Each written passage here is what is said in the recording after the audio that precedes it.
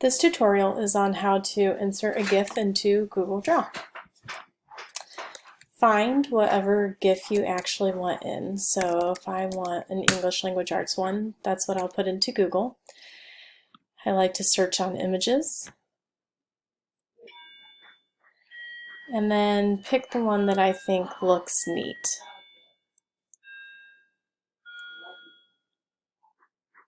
Now if you get there and it doesn't move, then it's not really a GIF. So you need to make sure you find one that actually moves. Oops, this one does.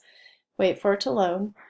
If it has a clear background, that means that whatever you insert it on, it's going to just have that background to it. So right click, go to copy image address. You see I already have a Google Drawing open. So I just go to insert image by URL, paste in my web address, it'll pop up, and I click insert. And from here I can move it, I can resize it, or do whatever I need. That is how to insert a GIF into Google Draw.